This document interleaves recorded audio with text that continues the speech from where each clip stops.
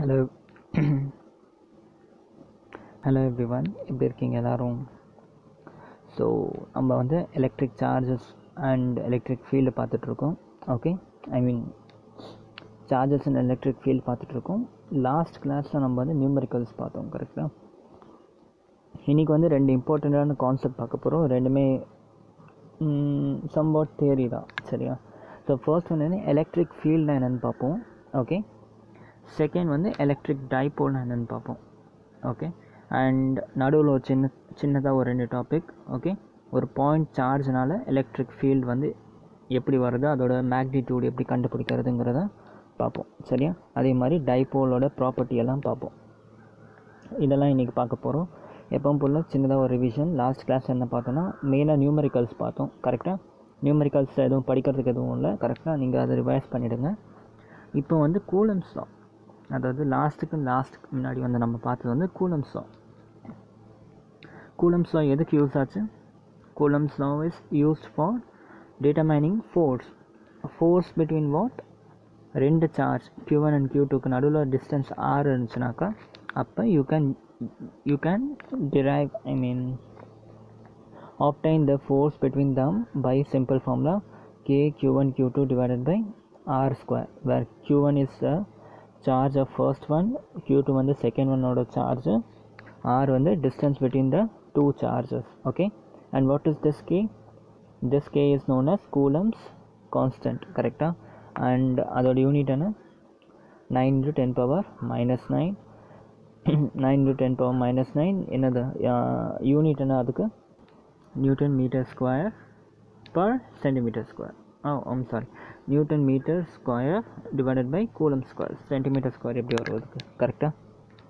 So இது வந்து எதுக்குனாக்கா நம்மளோட சார்ஜ் கண்டுபிடிக்கிறது, I mean force between two charge கண்டுபிடிக்கிறதுக்கான ஃபார்முலா. அதில் கே வந்து கூலம்ஸ் கான்ஸ்டன்ட் பார்த்தோம், அதுக்கும் ஒரு வேல்யூ இருக்குது, 1 divided by 4 pi epsilon naught. Okay, epsilon naughtனா என்ன சொல்லியிருக்கேன்? What this is permittivity of air, இல்லாட்டி பர்மிட்டிவிட்டி ஆஃப் ஃப்ரீ ஸ்பேஸ்ன்னு சொல்லுவாங்க. And it is also a constant. அதோட வேல்யூ என்ன வரும்? epsilon naughtோட வேல்யூ 8.85 into 10 power minus 12 வரும். ஓகே, ஸோ இது வந்து ஒன்றும் இல்லை, ரெஃப்ராக்டிவ் இண்டெக்ஸ் மாதிரி ஒரு மெட்டீரியலுக்கும் வந்து எப்சிலான் வந்து வேறையாக இருக்கும்.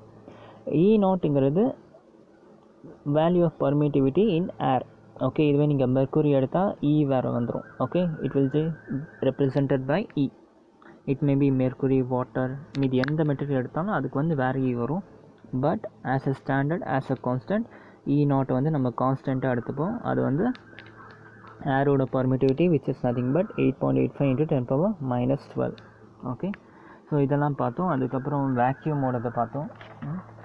அண்ட் ஸோ பெருசாக அதுக்கப்புறம் எதுவும் பார்க்கல.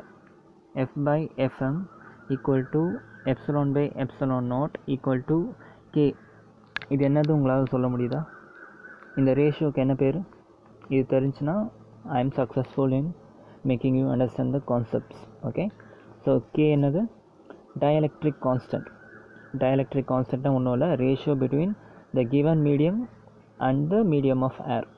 Okay, the force acting in the given medium divided by force acting in the medium. இந்த ரேஷியோ தான் வந்து dielectric constant K. Okay, so இதெல்லாம் வந்து லாஸ்ட் கிளாஸ் வரைக்கும் நம்ம பார்த்தது. ஓகே, இன்றைக்கி ரொம்ப தியரட்டிக்கலாக இருக்கும், ரொம்ப சிம்பிளாக இருக்கும். இந்த லெசனே ரொம்ப சிம்பிள் தான். ஓகே, இன்றைக்கி கிளாஸு இன்னும் கொஞ்சம் ரொம்ப ஈஸியாக தெரியும், சரியா? So first thing, electric field. Electric field என்னென்ன? What is electric field?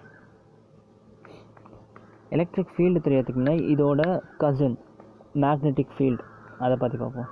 Magnetic field என்னென்னு தெரியுமா? ஒரு மேக்னெட் இருக்குனாக்கா, இந்த இடத்துல நார்த், இந்த இடத்துல சவுத் இருக்குன்னா, இதை சுற்றி ஒரு பர்டிகுலர் ஏரியா இருக்கும். ஓகே, இந்த பர்டிகுலர் ஏரியாவில் நான் ஒரு அயன் பீஸ் வச்சுட்டேனாக்கா it will just get pulled by the magnet. Okay, அப்படி இல்லாட்டி இன்னொரு விதத்தில் எப்படி சொன்னால், it will experience a force due to this magnet, கரெக்டாக? அப்போ இந்த ஃபீல்டுக்குள்ளே என்ன அயன் வச்சாலும், எந்த அயன் பீஸ் வச்சாலும் it will experience a force due to this magnet. Okay, இந்த சேம் வே எலக்ட்ரிக் ஃபீல்டுனா என்னன்னாக்கா, சார்ஜ் ஃபீல்டு எலக்ட்ரிக் ஃபீல்டு எதனால் காஸ் ஆகுது, ஆக்சுவலாக எலக்ட்ரிக் ஃபோர்ஸ் எதனால் காஸ் ஆகுது, சார்ஜ். ஓகே, இப்போ இந்த சார்ஜ் இருக்குது, either it is plus or minus. இந்த சார்ஜுக்கும் ஒரு ஃபீல்டு ஒன்று இருக்கும். ஓகே, அந்த ஃபீல்டுக்குள்ளே நான் வேறு ஒரு சார்ஜ் கொண்டு வந்து வச்சேனாக்கா it will experience a force due to this charge. Okay, இதோட எலக்ட்ரிக் ஃபீல்டுனால it will experience a force. Okay, அப்போ என்னோட இந்த ஃபீல்டு இருக்குல்ல, this is known as electric field. Okay, அதுக்குள்ளே ஏதாச்சும் வேறு ஏதாச்சும் சார்ஜ் வந்துச்சுன்னா it will experience a force. Okay, so simply அவ்வளோதான் எலக்ட்ரிக் ஃபீல்டு. ஒரு டானோட ஏரியா மாதிரி. ஓகே, ஒரு டான் இங்கே இருக்கார், அவரோட ஏரியா இங்கே இருக்குன்னா அந்த ஏரியாக்குள்ளே இன்னொரு டான் வந்துச்சுன்னா என்ன பண்ணுவார், இவர் ஏதோ ஒரு ஃபோர்ஸ் க்ரியேட் பண்ணுவார், கரெக்டாக சண்டை போடுவார். அதே தான் இங்கேயும் நடக்குது. ஸோ இது ஒரு க்யூ இருக்குது சார்ஜு, ஒரு வேளை இந்த இடத்துல வேறு charge positive Q or small Q வச்சுக்கோங்க, கேபிட்டல் க்யூ இருக்குது, இது ஸ்மால் க்யூ இருக்குது. அப்போ இந்த ஸ்மால் க்யூ வந்து என்ன ஆகும், இதோட சார்ஜ் எக்ஸ்பீரியன்ஸ் பண்ணதில் எந்த லிமிட் வரைக்கும் எக்ஸ்பீரியன்ஸ் பண்ணதோ அதுதான் வந்து எலக்ட்ரிக் ஃபீல்டுன்னு சொல்லுவாங்க. ஓகே, புரிஞ்சா? ஸோ இதுக்கு ஒரு சின்ன ஃபார்முலா இருக்குது. ஓகே, ஃபிசிக்ஸில் வந்து சின்ன ஃபார்முலா, எலக்ட்ரிக் ஃபீல்டை நீங்கள் டிசைன் பண்ணோன்னாக்கா force, okay, force experienced by a unit charge is known as electric field. இந்த இடத்துல ஒரு சார்ஜ் இருக்குது. ஓகே, நான் இந்த இடத்துல வேறு ஒரு சார்ஜ் கொண்டு வரேன், அதோடய யூனிட் வந்து 1 கூலம். அப்படி ஒரு சார்ஜ் கொண்டு வந்தால் இது எவ்வளோ ஃபோர்ஸ் வந்து எக்ஸ்பீரியன்ஸ் பண்ணுதோ that force is known as that ratio is known as electric field. Okay, so இதோட யூனிட் என்ன வரும், நியூட்டன் பர் கூலம். இதுதான் வந்து எலக்ட்ரிக் ஃபீல்டோட யூனிட். ஓகே, ஸோ நான் ஏரியான்னு சொன்னேன், ஏரியா சொன்னால் மீட்டர் ஸ்கொயர் வரணும், நோ, ஏரியாங்கிற அர்த்தம் வேறு. ஓகே, நியூட்டன் பர் கூலம் ஃபீல்டு தான் வந்து இதோட மேக்னிடியூட். ஓகே, இந்த மேக்னிடியூட் வந்து எக்ஸ்பீரியன்ஸ் பண்ண போகுது ஃபோர்ஸ். நம்ம ஏரியா கண்டுபிடிக்கல, எலக்ட்ரிக் ஃபீல்டு எவ்வளோ வந்து ஸ்ட்ராங்காக இருக்க போகிறன்றது தான் இது வந்து டெபிக்ட் பண்ணுது. சரியா? இது வந்து ஒரு பார்ட். ஸோ எலக்ட்ரிக் ஃபீல்டுனா புரிஞ்சா? ஓகே, இந்த எலக்ட்ரிக் ஃபீல்டு இருக்குல்ல, இது வந்து ஸ்கேலர் குவான்டிட்டி கிடையாது கண்டிப்பாக. வை? மேலே என்ன இருக்குது, மேலே ஃபோர்ஸ் இருக்குது, ஃபோர்ஸ்ன்றது வெக்டார் குவான்டிட்டி, கீழே வந்து சார்ஜ்ன்றது scalar quantity. Okay, okay, so resultant என்ன வரும், electric field should also be a vector quantity. So இப்போ வெக்டார் குவான்டிட்டினா நமக்கு தெரியும், மேக்னிடியூட் கண்டுபிடிக்கிறதுக்கு ஃபார்முலா கண்டுபிடிச்சிட்டோம். டைரக்ஷன் எப்படி இருக்கும்னா, direction of electric field is always in the direction of force. Okay, direction of electric field is always in the direction of force. For example இந்த இடத்துல க்யூ இருக்குது. ஓகே, ப்ளஸ் க்யூ, இந்த இடத்துல இன்னொரு plus Q இருக்குது. Okay, இந்த plus Q will try to repel this and this will try to repel this. So இதோட resultant force என்ன, ஒரு வேளை சேமாக இருந்துச்சுன்னா அது 0 ஆகிடும். ஒரு வேளை இந்த ஃபோர்ஸ் பெருசாக இருந்துச்சுனாக்கா, திஸ் ஃபோர்ஸ் பெருசாக இருந்துச்சுனாக்கா, இந்த charge will try to experience force in this direction. கரெக்டாக? ஓகே, இந்த இது பெருசாக இருந்துச்சுன்னா force will be in this direction, இது try to push this charge. கரெக்டாக? ஸோ அப்போ இதோட டைரக்ஷன் ஆஃப் ஃபோர்ஸ் வந்து இந்த பக்கம். அப்போ எலக்ட்ரிக் ஃபீல்டோட டைரக்ஷன் எப்படி இருக்கும், it will be in this direction, in the direction of force. Okay, எந்த டைரக்ஷனில் ஃபோர்ஸ் எக்ஸ்பீரியன்ஸ் ஆகுதோ அந்த டைரக்ஷனில் தான் எலக்ட்ரிக் ஃபீல்டும் இருக்க போகுது. Okay, so direction of force பார்த்தீங்கன்னா நம்ம சார்ஜஸ் படிக்கும்போது கிளியராக படிச்சிட்டோம். ஐ ஹோப் அதில் எந்த டவுட்டும் இருக்காது. கரெக்டாக? நான் இந்த இடத்துல நல்லா கவனிங்க, எலக்ட்ரிக் ஃபீல்டு கூட ஃபோர்ஸ் பை சார்ஜ் பிரச்சனை இல்லை, அது ஒரு வெக்டார் குவான்டிட்டி, அதோட டைரக்ஷன் இந்த direction of force, no issue. என்னோடய கொஸ்டின் என்ன, நான் இதை எக்ஸ்பிளைன் பண்ணுறப்ப இங்கே ஒரு சார்ஜ் க்யூ இருக்குது, இதுக்கு ஒரு எலக்ட்ரிக் ஃபீல்டு இருக்குது, இதுக்குள்ளே ஒரு சார்ஜ் க்யூ இருக்குது. இந்த நடுவில் கீழே இருக்க ஒரு சார்ஜ் இருக்குல்ல, ஃபோர்ஸ் பர் யூனிட் சார்ஜ், இந்த சார்ஜ் ஓட வேல்யூ என்னது, சென்டரில் இருந்த அந்த க்யூவா இல்லை இதுக்குள்ளே வந்த இன்னொரு க்யூவா? இந்த ரெண்டுத்தில் எதோட வேல்யூ வந்து இந்த சார்ஜ். ஓகே, அது தெரிஞ்சுக்கிறதுக்கு முன்னாடி சார்ஜஸ் எலக்ட்ரிக் ஃபீல்டை பொறுத்த வரைக்கும் சார்ஜஸில் 2 டைப் இருக்குது. ஓகே, சார்ஜஸ் வந்து 2 டைப் இருக்குது. ஒன்று வந்து சோர்ஸ் சார்ஜ், இன்னொன்று வந்து டெஸ்ட் சார்ஜ். ஓகே, ஒன்று சோர்ஸ் சார்ஜ், இன்னொன்று டெஸ்ட் சார்ஜ். சோர்ஸ் சார்ஜ் ஒன்றும் இல்லை, எந்த சார்ஜுக்கு நீங்கள் எலக்ட்ரிக் ஃபீல்டு கண்டுபிடிக்கணும்னு நினைக்கிறீங்களோ அதுதான் வந்து சோர்ஸ் சார்ஜ். எது வந்து எலக்ட்ரிக் ஃபீல்டை ஜென்ரேட் பண்ணுதோ அது வந்து சோர்ஸ் சார்ஜ். டெஸ்ட் சார்ஜ்னால் என்னன்னாக்கா அதை யூஸ் பண்ணி தான் நம்ம மேக்னிடியூட் ஆஃப் திஸ் கண்டுபிடிப்போம். அதுக்குள்ளே ஒரு சார்ஜ் சின்ன க்யூ வருதுல்ல, இதை தான் வந்து we call it as test charge. இந்த சார்ஜ் யூஸ் பண்ணி தான் இதோட மேக்னிடியூடை நம்ம கண்டுபிடிக்கிறோம். ஓகே, அதனால் it is known as test charge. Okay, so source charge, producer, test charge வந்து மெஷரர். ஓகே, இப்போ சொல்லுங்கள், எலக்ட்ரிக் ஃபீல்டில் இந்த சார்ஜில் வந்து சோர்ஸ் சார்ஜ் வருமா டெஸ்ட் சார்ஜ் வருமா? ஆப்வியஸ்லி டெஸ்ட் சார்ஜ் வரும். ஏன்னா இந்த டெஸ்ட் சார்ஜை வச்சு தான் நம்ம வந்து இதோட ஃபீல்டை மெஷர் பண்ணும். சரியா? So this is all about electric field. Okay, direction பார்த்து இன்னும் கொஞ்சம் கிளியராக நான் பேசியிருக்கேன். டைரக்ஷன் ஆஃப் ஒருவேளை பாசிட்டிவ் சார்ஜாக இருந்துச்சுனாக்கா என்ன பண்ணும்? ரிப்பல் பண்ணுன்னு சொன்னேன் கரெக்டாக. அப்போ direction of electric field will always be outward to the charge. Okay, ஒருவேளை நெகட்டிவ் சார்ஜாக இருந்தால் it will try to attract and electric field ஓட direction hence inward-ஆக இருக்க போகுது. Okay, so are you clear with this? இது வரைக்கும் கிளியராக இருக்கா? நெக்ஸ்ட் வந்து electric field due point charge. இது ஒரு சின்ன டெரிவேஷன். சரியா? ஒரு பாயிண்ட் சார்ஜ் இருந்துச்சுனாக்கா ஓகே, அதோட எலக்ட்ரிக் ஃபீல்டு வந்து என்னது? ஓகே, எப்படி நியூமெரிக்கல் சால்வ் பண்ணுறது? ஓகே, சிம்பிள் தான், ஒன்றும் இல்லை. ஒரு XY பிளேன் எடுத்துக்கோங்க. Consider plane X and Y. சரியா? என்ன பண்ணுறேன், நான் ஒரு சார்ஜ் Q எடுத்துக்கிறேன். இதோட எலக்ட்ரிக் ஃபீல்டு தான் எனக்கு கண்டுபிடிக்கணும். Okay, I am keeping it in the origin. Okay, நான் என்ன பண்ண போகிறேன், இது வந்து சோர்ஸ் சார்ஜ். ஒரு டெஸ்ட் சார்ஜ் கொண்டு வரேன். அது வந்து small q, let it be small q.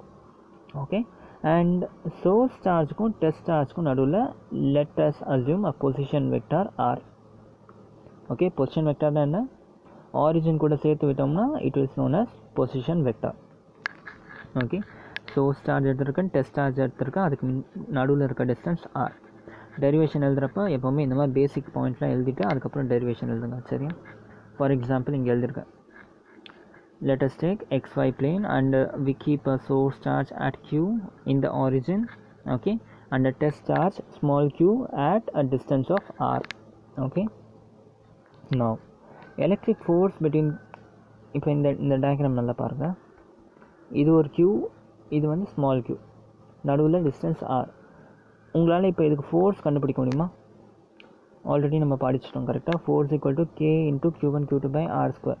So அந்த மாதிரி நம்ம என்ன பண்ணுறோம், force between the two charge கண்டுபிடிக்கிறோம். Force between the two charge equal to k into capital Q into small q divided by r². So இந்த ஃபார்மில் தான் நமக்கு ஃபோர்ஸ் தெரிஞ்சிச்சு கரெக்டாக. Where k is the Coulomb's constant 9×10⁻⁹. q1 q வந்து charges and r is the distance between தான். Okay, இப்போ test charge இருக்குல்ல, இந்த test சார்ஜுக்கு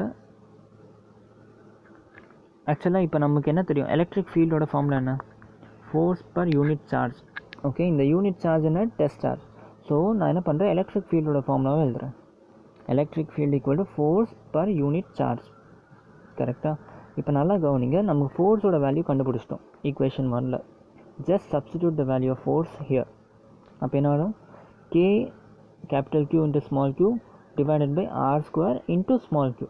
Okay, so small q cancel பண்ணிடலாம். அப்போ electric field, okay, electric field equal to kq by r². இது நமக்கு புது formula for electric field. Already என்ன ஃபார்முலா பார்த்தோம், ஃபோர்ஸ் பர் யூனிட் சார்ஜ் பார்த்தோம். இப்போ புதுசாக ஒரு ஃபார்முலா டெரைவ் பண்ணியிருக்கோம். இந்த ஃபார்முலா எப்போ யூஸ் பண்ணுவோம்னாக்கா, ஒருவேளை உங்களுக்கு பாயிண்ட் சோர்ஸில் சார்ஜ் இருக்குது, okay, and they are trying to ask you electric field at some particular distance r. Okay, ஒருவேளை உங்களுக்கு q கொடுத்துட்டு r கொடுத்துட்டு எலக்ட்ரிக் ஃபீல்டு கேட்டால் you need to apply this. Okay, ஒருவேளை உங்களுக்கு ஃபோர்ஸ் கொடுத்துட்டு யூனிட் சார்ஜ் கொடுத்தாங்கன்னா you need to apply this formula. Okay, so this is a new formula for electric field, kq by r², where k is the coulombs constant, okay, q is the charge value, ஆறுன்றது distance between தான். Okay, so condition எப்போ, single சார்ஜாக இருக்கணும், distance கொடுத்துருக்கணும். Single charge and distance கொடுத்துருந்தாக்கா unit to apply. நல்லா கவனிங்க, இந்த இடத்துல நம்ம சோர்ஸ் சார்ஜா இல்லை நம்ம டெஸ்ட் சார்ஜா? இந்த கேபிட்டல் க்யூங்கிறது நம்மளோட சோர்ஸ் சார்ஜ்.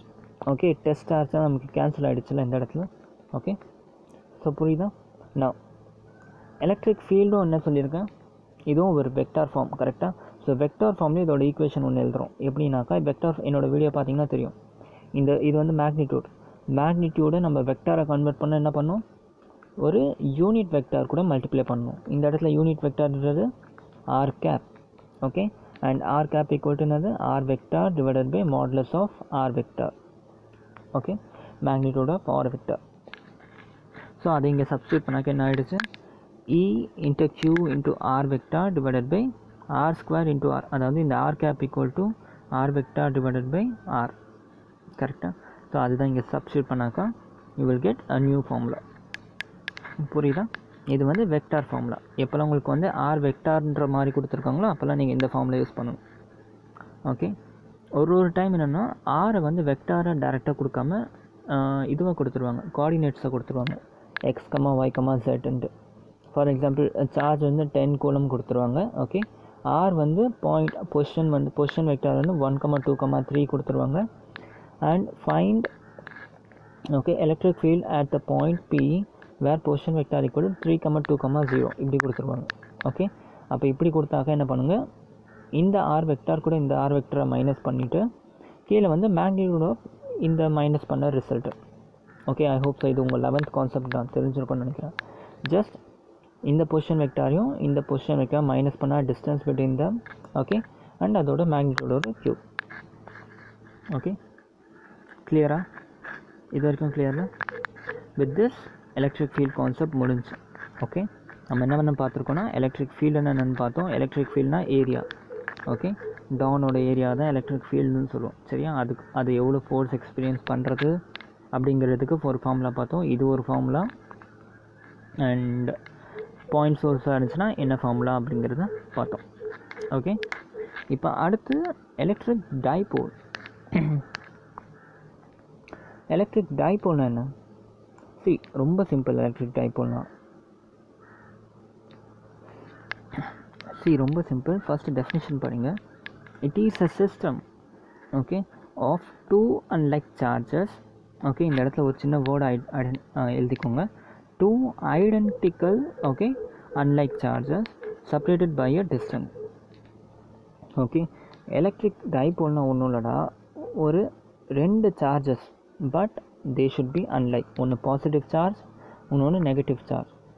அதுக்கு நடுவில் ஒரு டிஸ்டன்ஸ் இருந்துச்சுன்னா it is known as electric dipole.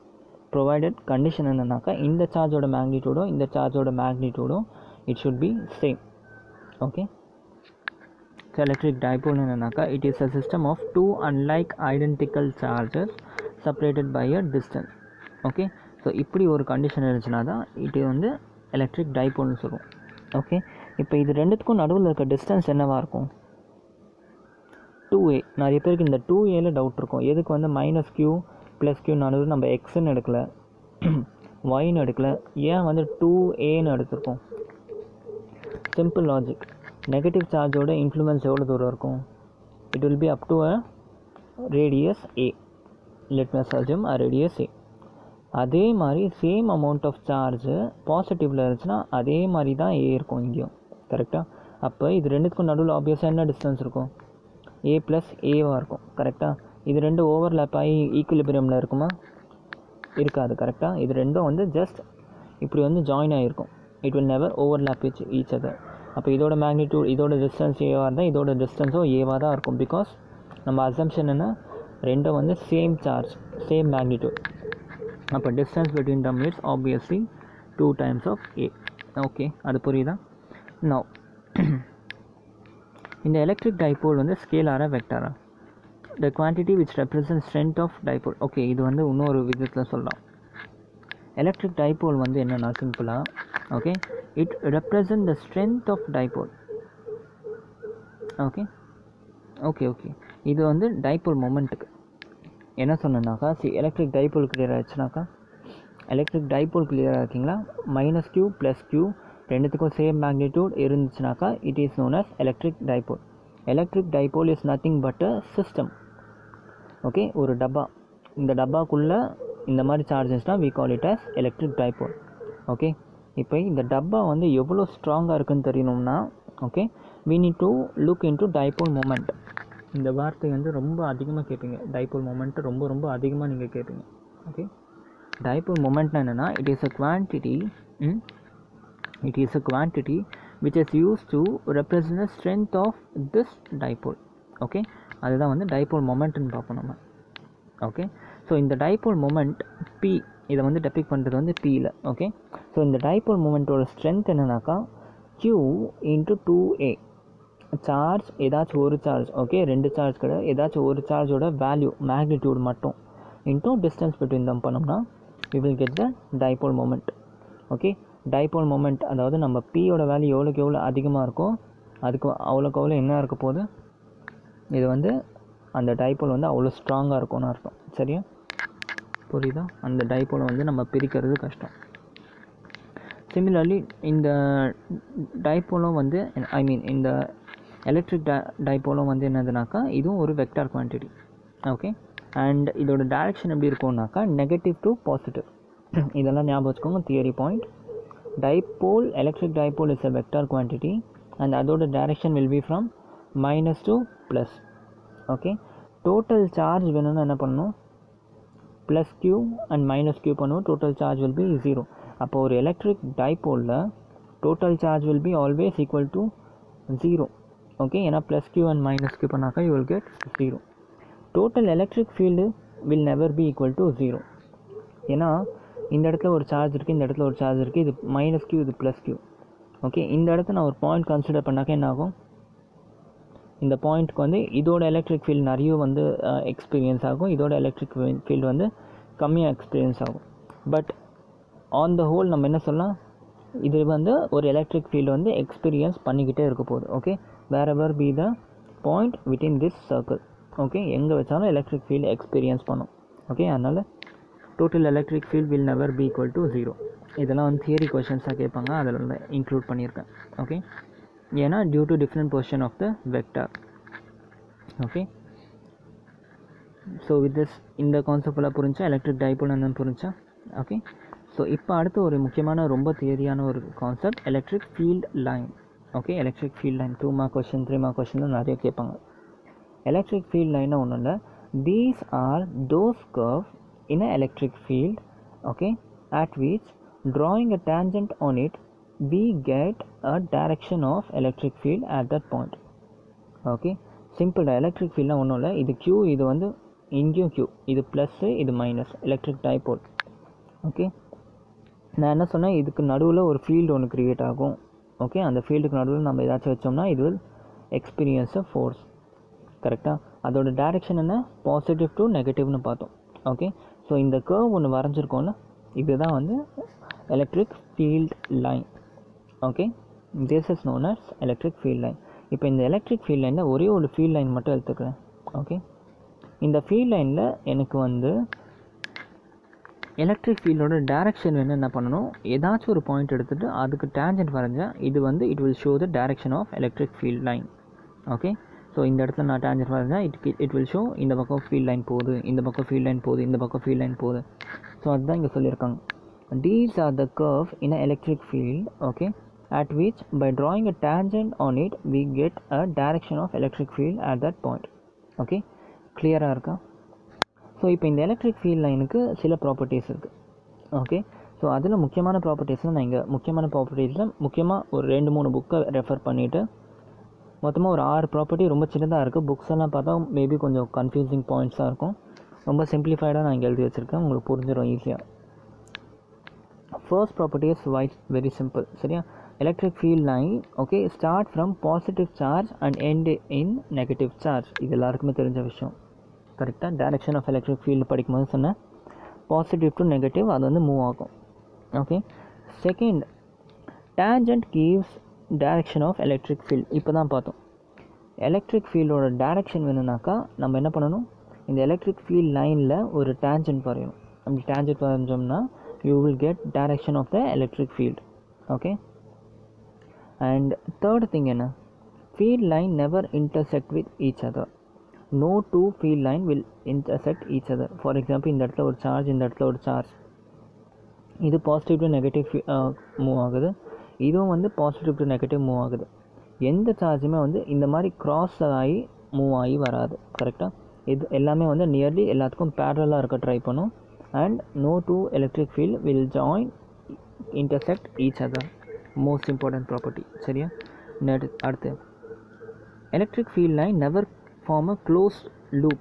Okay, நம்ம பார்த்தோம் க்யூவில் ஸ்டார்ட் ஆகி இந்த க்யூவில் முடிஞ்சிடும். there is an end point. இதுவே வந்து இதோட கசின் மேக்னெட்டிக் ஃபீல்டு எடுத்தோம்னா நார்த்தில் ஆரம்பித்து சவுத்தில் வந்து முடியும்னு சொல்லுவோமா, இல்லை என்ன பண்ணுவோம்? சென்டர் பார்ட், இது ஒரு பார் மேக்னெட். ஓகே ஓகே, இந்த பார் மேக்னெட்டு, இது நார்த்து, இது சவுத்து. மேக்னெட்டுக்கு வெளியே அதோட டைரெக்ஷன் எப்படி இருக்கும்? நார்த்து டு சவுத் இருக்கும். மாற்றி சொல்கிறோம், சவுத் டு நார்த் இருக்குமோ? Direction of magnetic field line north to south தான், கரெக்ட். நார்த் டு சவுத் இருக்கும். பட் அந்த மேக்னெட்டுக்கு உள்ள அதோட டைரெக்ஷன் எப்படி இருக்கும் பார்த்தா சவுத் டு நார்த் இருக்கும். ஓகே, ஸோ இப்போ எப்படி இருக்குது? இது வந்து ஒரு க்ளோஸ்ட் லூப் ஃபார்ம் பண்ணிடுச்சு. பட் எலக்ட்ரிக் ஃபீல்ட் லைன் அப்படி கிடையாது. If it is starting from this charge, it will completely end in this charge. Okay, so அதனால தான் it will never form a closed loop.